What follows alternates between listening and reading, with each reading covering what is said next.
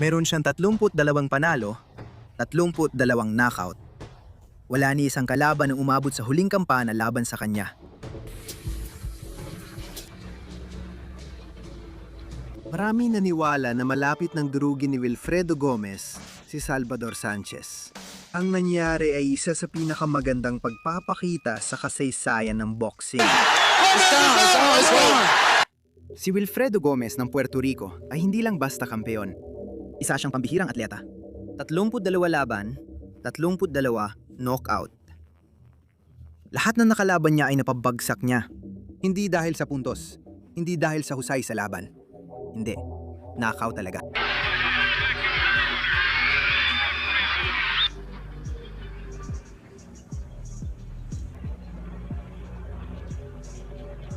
Naidepensa niya ang WBC Super Bantamweight title ng 14 na beses.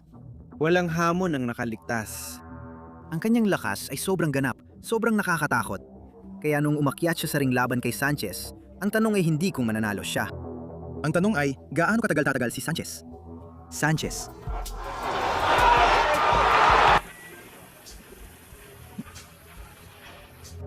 Sanay na ang mundo ng boxing sa ideya.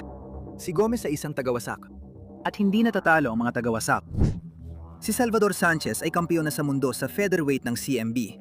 Natalo niya si Danny Lopez ng 2 beses. Mga gawaing dapat nagdulot sa kanya ng respeto ng lahat ng manonood.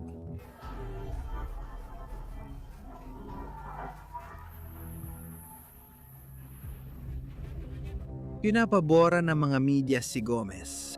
Paborito rin si Gomez sa pustahan at maraming eksperto ang inaasahan ang panibagong knockout. Para sa karamihan ng mundo ng boxing, si Sanchez ay parang hadlang lang sa kasaysayan.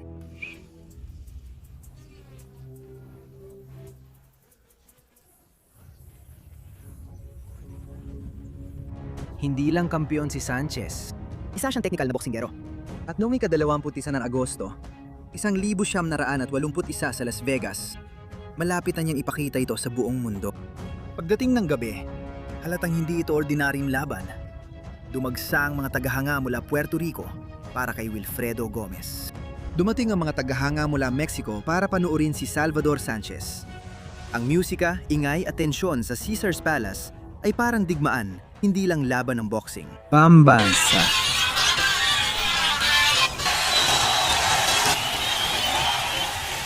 Lumabas si Gomez gaya ng inaasahan ng lahat.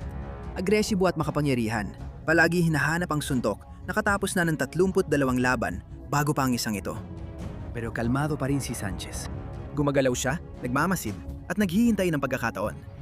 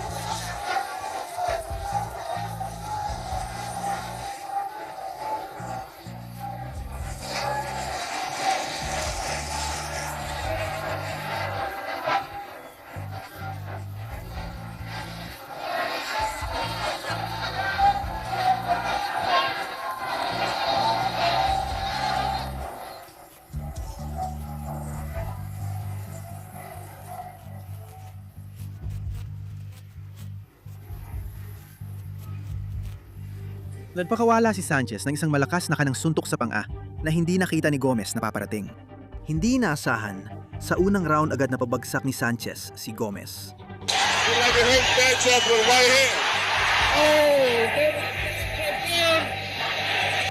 Bumanggon si Gomez.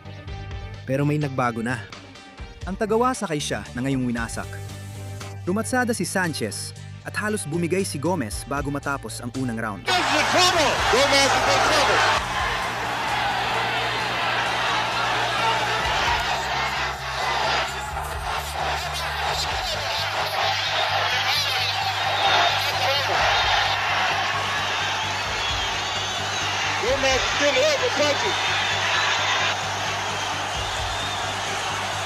Nagsimula ang ikalawang round at lumaban si Gomez ng todo.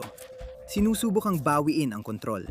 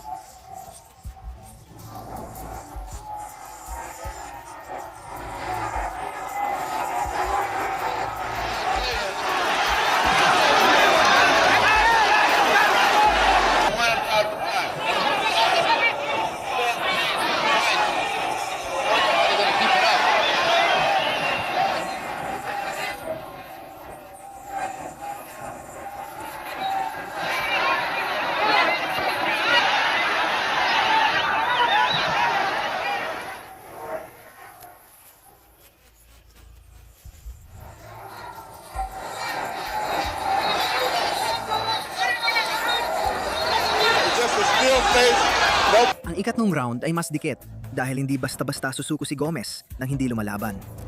Patuloy na sinasamantala ni Sanchez ang tiyempo. Ipapakawala ng malalakas na suntok sa katawan at unti-unting binabaliktad ang laban pabor sa kanya.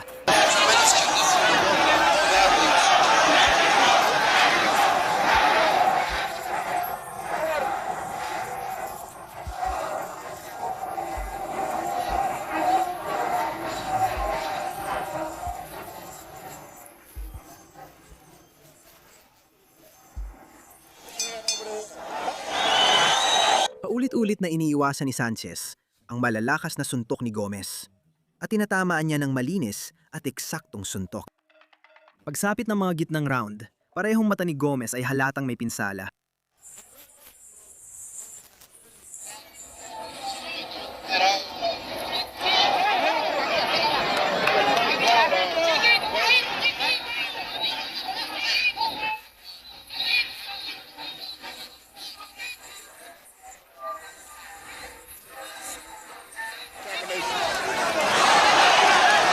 Bawat round na lumilipas, lalong nagiging padalos-dalos si Gomez. Delikado pa rin siya, pero hindi na siyang nagdidikta ng takbo ng laban. Si Sanchez na ang gumagawa noon.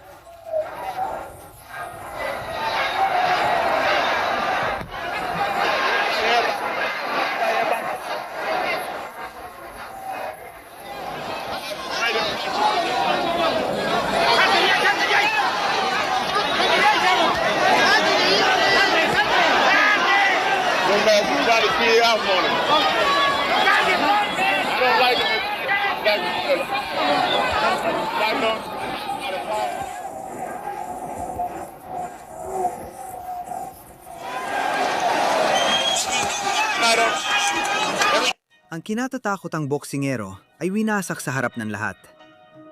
Makikita sa kanyang muka ang kwento, di na kailangan ng scorecards.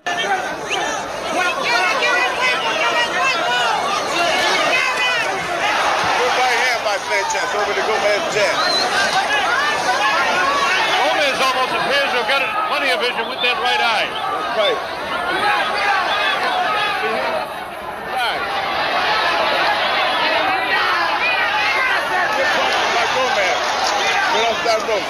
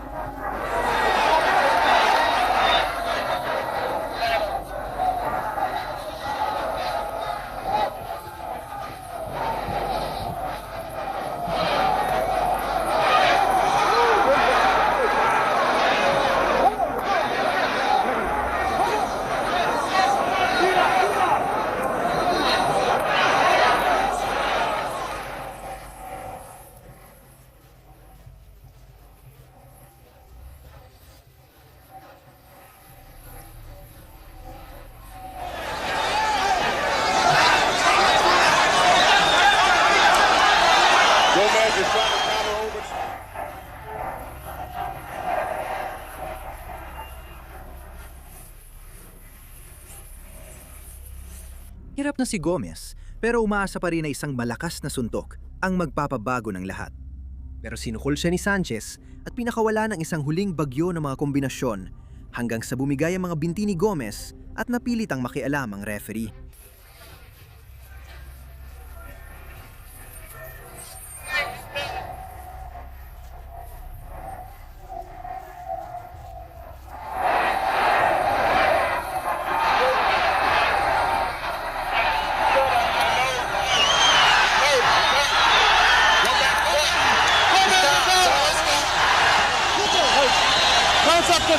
Umakyat si Wilfredo Gomez sa ring bilang pinakakinatatakutang boksingero sa mundo ng boxing. Iniwan siya ni Salvador Sanchez bilang alamat. Hindi pa umabot ng 2 taon. Tragikong namatay si Salvador Sanchez sa aksidente sa kotse sa edad na 23. Isang kampeon na nawala ng napakaaga bago pa man lubos na maunawaan ng mundo ang nasaksihan nito. Mahigit 4 na dekada na ang lumipas. Ngunit tuwing pinag-uusapan ng mga boxing fans ang pinakamahuhusay na featherweight sa kasaysayan, laging may isang laban na nababanggit. Dahil noong Agosto 21, 1981 at 81 isang lalaki na may 32 knockout sa kanyang record, ang sa wakas ay humarap sa isang taong hindi niya napatiklop. At sa loob ng 8 hindi malilimutang rounds, si Salvador Sanchez ay nagbigay ng isang obra maestra sa mundo ng boxing.